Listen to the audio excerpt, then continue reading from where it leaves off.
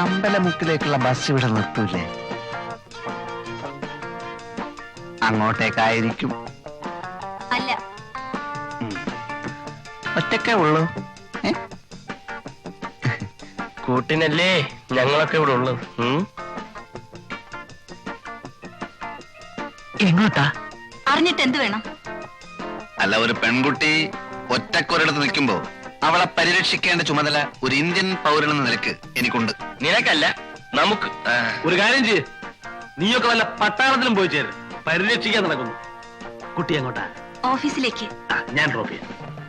വഴിയിലെങ്ങാനും കമ്പയിൽ ഒരു തുണി ചുറ്റി വെച്ചാൽ മതി, മണപ്പിച്ച് നോക്കാൻ നടക്കും. പെണ്ണാണോ? നമ്മൾ വിഷമിക്കണ്ട, ഞാൻ ഡ്രോപ്പ് ചെയ്യാം.